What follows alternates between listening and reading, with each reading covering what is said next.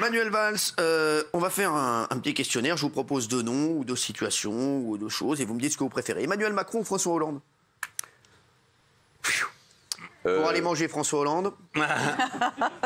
Non, mais François Hollande, par loyauté, parce que j'ai été son... François Hollande en plus. Par ailleurs, mais parce que j'ai été son Premier ministre et son ministre, et donc par loyauté, oui. Et parce que c'est bien de le dire, oui. Avec ce qu'on a connu ensemble, quoi qu'il arrive, on a eu plein de désaccords avec François Hollande. Hein. Ouais. On n'a pas la même vision des choses encore aujourd'hui, mais ce qu'on a connu, le terrorisme notamment, nous a liés à tout jamais avec Bernard Cazeneuve. Est-ce que vous avez déjà eu des moments de tension extrême avec François Hollande, des moments d'engueulade entre vous? Pas du tout. Non, parce que c'est difficile avec lui, parce que souvent avec un bon mot, une blague, quelque chose, il peut retourner la situation. J'ai eu au moment où il a décidé de ne pas être candidat, et surtout quelques semaines avant, avec la publication d'un livre qu'il a beaucoup alimenté de 2 journalistes du Monde, là je me suis vraiment fâché avec lui. Son entourage a expliqué que je cherchais une excuse. Non, je me suis fâché avec lui parce que je trouvais que c'était pas bien pour un président de la République. Une fois que vous avez quitté Matignon, est-ce que vous aviez des nouvelles de lui ou plus du tout? J'en ai eu régulièrement, oui. Régulièrement? Et maintenant, vous en avez régulièrement? Oui, absolument. On a toujours, là, en plus, je reviens là-dessus, mais avec un certain nombre d'événements autour du procès, on a été amenés à parler ensemble, mais on garde un lien. Et tout le monde dit qu'il est très sympa, François Hollande. Alors là, vous disiez tout à l'heure, les politiques qu'on découvre après. Lui, non. Il y a quelque chose d'assez étonnant parce que l'humour qui est le sien, le sérieux aussi dans des décisions très graves qui ont été prises. Notamment. Il l'a gardé. Et ce mélange d'humour et de sérieux, ça a été une de ses qualités. Il faut reconnaître qu'il a eu du mal à l'incarner auprès des Français. Ça, c'est une réalité. Jusqu'à ne pas pouvoir ou considérer qu'il ne pouvait pas se représenter. Et donc, donc François Hollande, par loyauté entre François Hollande et Emmanuel Macron. À mon avis, ça ne va pas lui plaire que vous disiez cela, non? Juste que vous préférez Hollande par loyauté. Ça veut dire quoi? Que le reste ne vous plaisait pas? Non, mais parce que j'ai voté pour Emmanuel Macron, parce qu'il est le président actuel, j'aurais pu aussi choisir Emmanuel Macron. Mais je fais le choix, non, parce qu'on a partagé 5 ans de pouvoir, et avant une campagne électorale, et avant un compagnonnage au sein du PS. Mais je pense que la loyauté vis-à-vis d'un ancien président de la République, au-delà des désaccords, c'est quelque chose qui reste. J'étais son Premier ministre et son ministre, voilà. Et il a d'ailleurs, on l'oublie souvent, aider toute une génération à prendre des responsabilités, et une partie de cette génération ne lui a pas été très reconnaissant. La télé ou la politique? Vous m'avez pas répondu, c'est la politique. Bon, oui, non, mais c'est la politique. Mais alors, la télé que les politiques critiquent, patati patata, est quand même le moyen le plus extraordinaire, sous toutes ses formes, c'est un privilège. Moi, la première fois, je ne sais pas, que j'ai fait un JT, comme on dit, à 20h à l'époque, c'était encore plus important. On a l'impression, quand on est Premier ministre, de faire des grosses émissions. Oui, mais non, mais c'est y compris quand on parle tout le temps, l'image en permanence, même une réponse à l'Assemblée nationale, ça compte. Mais quel privilège! Quelle chance et quelle responsabilité, mais encore ce soir, d'une certaine manière, de pouvoir parler à des millions de personnes. Donc non, il faut bien l'utiliser. Moi, j'aime bien, c'est un outil, un instrument, un moyen de communication qui est extraordinaire. Après, la télé peut rendre fou, y compris les politiques. Vous n'êtes pas trop triste que Messi ait quitté Barcelone pour venir à Paris? Non, pas du tout, parce que Messi me suit, ça ne s'est pas dit. Ça ne s'est pas dit. Quand il a appris que je partais à Paris, il s'est dit, mais vous, il connaît. Non, c'était pour le Barcelonais que je suis, pour le supporter du Barça, avec en plus 2 clubs. Vous vous rendez compte quand ils jouent les uns contre les autres, Barcelone et Paris Saint-Germain. Ça a été un déchirement, surtout dans les conditions très tristes, très, très, très minables du club à son égard. Donc, mais j'irai voir le match dans quelques jours. Écoutez, Didier Raoult ou Olivier Véran? Franchement, Olivier Véran, parce que question de sérieux. Je vais vous dire, j'ai vu ça depuis l'Espagne. Honnêtement, en Espagne, il y a beaucoup de défauts, mais ce débat totalement dingue, même s'il y a des vraies questions qui se posent, et elles se posaient à l'époque, mais sur un professeur qui a d'ailleurs une magnifique carrière et qui est quelqu'un qui a une très grande réputation, mais ce débat autour de ce druide, donc, est incompréhensible. Je veux dire, ça prend des proportions, mais c'est la France qu'on est. C'est de la jalousie aussi. Il y a eu un peu de tout ça, sans doute, dans le... Ce qui a été trop exposé, c'est vrai que c'était devenu vraiment une icône. Mais ce qui est inquiétant, Cyril, en France, c'est que les élites ou ceux qui gouvernent, c'est vrai pour les politiques, c'est vrai pour les journalistes, c'est vrai pour les juges, c'est vrai aujourd'hui pour le corps scientifique, après beaucoup d'hésitations et beaucoup d'avis contradictoires sur quelque chose que personne ne connaissait, je veux parler de la Covid-19, tout ça provoque des débats et nuit à la confiance que les Français attendent. C'est pour ça qu'il y a des pour, il y a des contre. Il a été attaqué parce qu'il serait marseillais, etc. Ou par jalousie, comme vous venez vous avez de le senti, dire. vous, Manuel Valls, que vous aviez beaucoup d'amis quand vous étiez Premier ministre et un petit peu moins quand vous n'étiez plus?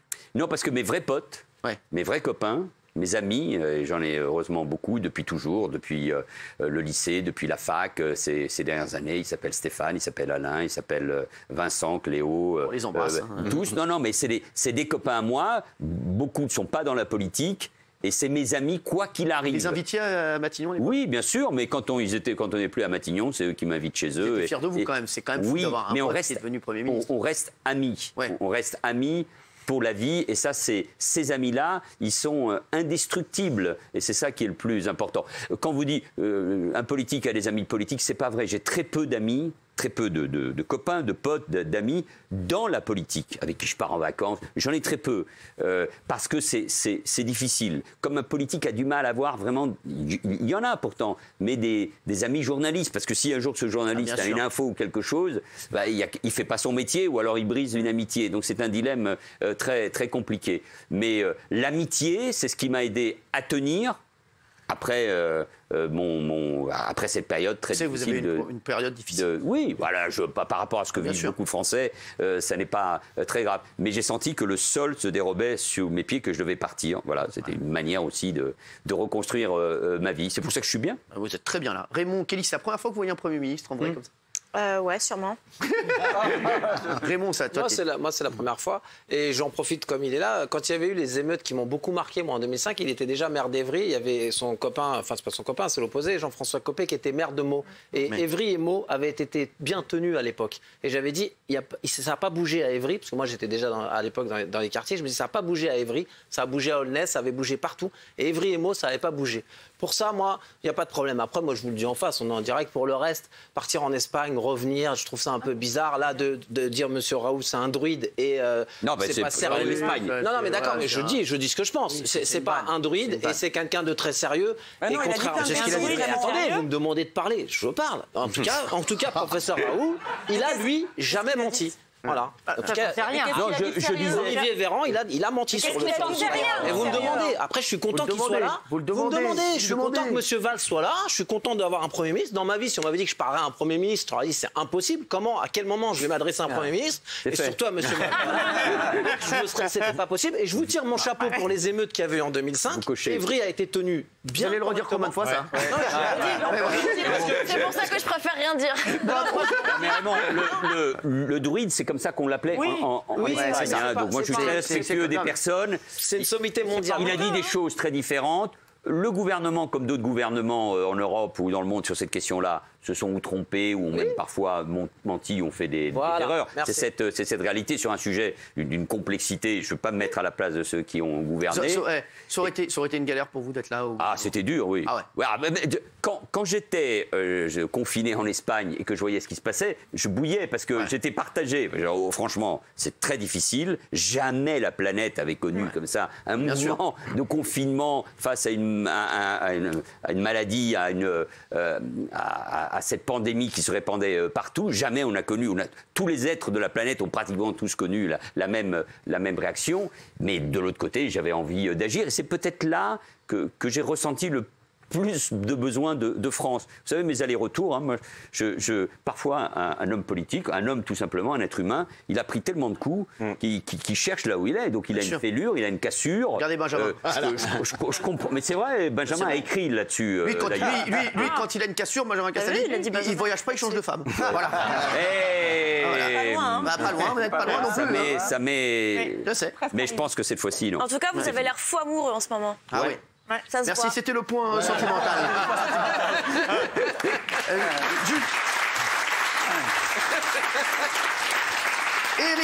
Éric Zemmour ou Marine Le Pen? Oh la vache. Ah là, c'est dur. Hein. Ah bah là, c'est une vraie galère. Non. Joker. Si vous êtes obligé, imaginons on a un deuxième tour, Éric Zemmour, Marine Le Pen. Non, je veux pas, non, parce qu'en plus c'est ça qui fait le buzz et c'est ça c'est ça. Bien sûr. Il est en train de provoquer un séisme dans le camp Le Pen. Oui. Ça c'est vrai. Vous pensez qu'il peut terminer devant elle au premier tour?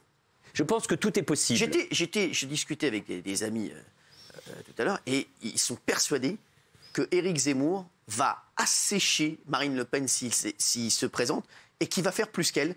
Et que là, elle est à 18 dans les derniers sondages, lui, il est à 11. Et ils sont persuadés parce qu'en fait, ils disent que Marine Le Pen, ce n'est plus le vote de contestation aujourd'hui. C'est Éric Zemmour et le vote de contestation. C'est long, c'est lent. C'est un long processus. On verra, tout peut se passer. Mais elle s'est banalisée. Elle est apparue comme incompétente, au moins au moment du fameux débat entre les deux tours avec Emmanuel Macron. Les régionales ont été très mauvaises. Et comme elle s'est banalisée, dans le camp, on va dire, identitaire, dans ce camp de la droite extrême, Éric Zemmour apparaît comme la nouveauté. Et je vais rajouter un élément, c'est pas forcément un compliment, c'est comme une partie de cet électorat a envie d'être fier d'une culture, d'une histoire, même s'il l'a tort. Même si ce qu'il dit parfois est horrible sur Pétain, sur De Gaulle, sur les gamins juifs qui n'auraient pas dû être enterrés en Israël, etc. Ça, c'était sa dernière sortie. Mais il apparaît comme il rend fier cet électorat. Vous voyez ce que je veux dire à travers ses émissions sur l'histoire, sur la culture et ses succès. Ce qui n'est plus le cas de Marine Le Pen. Il ressemble d'ailleurs d'une certaine manière, il est presque plus l'héritier du père, le père, que de la fille. Donc du coup, tout est possible. Tout le monde, les gens, ce qui ressort, c'est qu'aujourd'hui, Marine Le Pen, elle est limite, elle est trop policée, c'est-à-dire qu'elle a tellement voulu. Oui, mais on devrait presque s'en réjouir. On pourrait dire l'extrême droite en France est devenue plus modérée. On devrait mettre des guillemets là-dessus. Elle a tellement voulu montrer que le Rassemblement national est un parti comme les autres qu'aujourd'hui, justement, c'est un parti comme les autres et c'est ça qui. Je pense que ce qui est en train de se passer, c'est que la droite extrême ou l'extrême droite, appelons-la comme on veut, ou le national-populisme, c'est cette droite-là qui, au fond, porte une vision qui n'est évidemment pas la mienne, qui divise beaucoup le pays. D'ailleurs, Jean-Luc Mélenchon, avec qui beaucoup de choses nous opposent, a dit des choses plutôt justes hier soir dans une petite vidéo qu'il a faite hier, et qui chauffait déjà cette émission et d'autres débats ailleurs. Mais c'est vrai que c'est la confrontation d'une certaine vision de la France. Mais qui est le plus à droite aujourd'hui pour vous, Marine Le Pen ou Éric Zemmour? Je pense que sur le plan idéologique, sur le plan des idées, sur le plan de la culture politique, c'est incontestablement Éric Zemmour. Incontestablement parce qu'il est dans un courant, je vais faire savant un peu, mais dans un vieux courant qui est là de Charles Maurras, une espèce de droite, d'extrême droite française de l'entre-deux-guerres, des références à Pétain. Il n'est pas républicain au sens historique du terme, donc je pense beaucoup plus à droite. Il vous fait peur, il peut gagner? Vous savez, dans le monde politique d'aujourd'hui, tout est possible. J'imagine qu'aux États-Unis, beaucoup de gens ont dit Trump ne peut pas gagner. Exactement. Alors c'est son modèle. Il y a beaucoup de gens qui prennent cet exemple et qui disent justement, est-ce que c'est pas justement le Trump français? Alors il y a une différence, c'est qu'il y a 2 tours. Et que, évidemment, le deuxième tour est un moyen de se rattraper, mais il peut surtout faire abaisser le seuil de qualification au deuxième tour. C'est-à-dire, si Le Pen s'écroule, que lui monte et que la droite républicaine, par exemple, a un candidat qui arrive à faire un score correct, 14-15, oui. Même, voire plus, on peut être qualifié au deuxième tour avec 16 ou 17%. C'est ce qu'avait été Jean-Marie Le Pen. Exactement, avait été c'est le bon avec exemple. 15%. Voilà, avec 16%, à peine un peu plus que Jospin en 2002. Donc ça peut tout changer et Emmanuel Macron peut se retrouver, s'il résiste, je crois que ça devrait être le cas, face à Xavier Bertrand ou à Valérie Pécresse ou à Éric Zemmour. Tout est possible et attention, avec un pays qui a une abstention massive au régional. On a dit c'est pas grave. Si, c'est très grave, docteur. Et deuxièmement, avec les gilets jaunes et avec une contestation civique. Il y a quand même, les gens sont très fâchés, sont très en colère. Donc il faut faire attention. Sauf que, pardon, mais Jean-Michel Apathy l'autre jour a déclaré tel quel. Il a dit honte un peu à tous les intellectuels et les hommes politiques qui ont été débattre face à Zemmour, qui l'ont fait exister, qui l'ont fait naître à la télévision en allant débattre un peu comme ça face à un professeur. Et vous avez fait partie de ces gens, j'ai vu d'ailleurs le débat, qui a débattu face à lui. Est-ce que vous le regrettez? Non, pas du tout. Alors là, je pense que ce débat, Zemmour est fabriqué par la presse. Bon, d'accord, il a passé des années, il est journaliste d'ailleurs, au Figaro. Ensuite, il a passé des années chez Ruquier, On n'est pas couché. Ensuite, sur RTL, une grande radio populaire. Bon, donc non. Et puis, le succès de ses livres... Ça, c'était prévu, on en avait parlé tous les deux. Mais Vous l'avez adoubé en débattant. mais d'autres, mais alors l'idée, on a eu ce débat avec Le Pen aussi il y a quelques années. Alors l'idée de ne pas débattre dans la société d'aujourd'hui, d'autant plus qu'avec lui, ça a été une heure où on a parlé beaucoup d'histoire, beaucoup du passé, peut-être trop, mais où moi, je suis allé avec mon expérience, les études d'histoire que j'ai fait, mon goût pour le passé, mais aussi, j'espère, pour le futur de la France, lui dire que sa vision de l'histoire ne correspondait pas à la mienne et à celle qu'il fallait pour ce pays et pour être fier de lui-même. Donc, il faut y aller pour combattre ses idées, parce que sinon, il est seul à défendre ses idées. Donc, Mélenchon a raison de débattre demain avec lui. Vous êtes plus Mélenchon ou Anne Hidalgo? Non, mais avec Mélenchon, il y a quand même des fossés. D'abord, il m'a traité de nazi une fois. Ouais, donc ça rend pas quand même. Non, mais c'est vrai que généralement, quand un mec vous traite de nazi, vous n'êtes pas hyper pote avec lui derrière. Ouais, je suis très bien connu, Mélenchon, au PS. Il a du talent, bien évidemment. Et je l'écoute. Et puis, il représente un courant politique. Dans ce pays, il a fait 17 ou 18% aux dernières présidentielles. Mais il y a trop de choses qui nous séparent, notamment sur la vision de la France. Donc non, il y a fossé, c'est vrai qu'il y a un fossé aussi entre Anne Hidalgo et vous également, mais il est vrai. C'est un fossé qu'elle a fait construire elle-même. Vous allez l'inviter? Ouais, mais Alors, elle va peut-être venir. Ah bon. Écoutez, oui, on l'embrasse, Anne, que j'adore. Oui, je vois ça. Je l'adore. Attendez, je l'adore. Regardez comme on va bien ensemble. Regardez, franchement, on fera une belle maison ensemble avec les entreprises de BTP qu'elle connaît. On va bâtir un truc énorme. Non, mais elle a une belle histoire personnelle aussi. Oui, c'est vrai. Non, mais j'ai rien contre elle, juste elle me fait chier. Elle va venir. Elle va venir, c'est sûr. Non, mais parce que quand t'es en voiture, je peux vous dire, venez à Paris un jour. Même quand à vous êtes pied, en voiture, je peux vous dire, oui, même vous faites en vélo. Je l'ai rencontrée un jour, elle est très sympa. Et très jolie d'ailleurs. Bah oui, mais moi aussi, de loin. Ça nous fait une belle jambe. Merci. La question, c'est faites une très bonne émission. Alors là, un peu plus compliqué. Et c'est vrai que là, je voulais en parler ce soir avec vous, Manuel Valls. C8 ou Arte? Bon, c'est plus C8, je le sais. Oui. Bah oui. Alors, ça fait beaucoup de bruit ces derniers jours. Ouais. Alors que le procès des attentats du 13 novembre 2015 s'est ouvert, un documentaire d'Arte vous a mis très très en colère. Dans les ombres du Bataclan, on vous reprochait d'avoir privilégié vos intérêts électoraux cette nuit-là en faisant intervenir la BRI. On va regarder l'extrait. Et c'est vrai que ça, je sais que ça vous a énormément touché. Regarde. Il y avait non seulement le RAID qui aurait pu intervenir, mais non loin, il y avait également une équipe du GIGN, à la caserne des Célestins, qui était justement présent, qui finissait un entraînement de lutte antiterroriste et qui était équipé et en mesure d'intervenir rapidement. Ce qui se disait chez les personnes qui avaient accès à l'information, c'est que c'était bien un ordre de Valls. Et pas du préfet? Il obéit, le préfet. C'est qu'à ce moment-là, on était dans un contexte particulier. Nous avions Manuel Valls, qui, en tant que Premier ministre, visait clairement le poste de président de la République. Alors ça, si vous le découvrez peut-être ce soir, et c'est vrai que je sais que ça vous a énormément touché. C'est gravissime comme accusation.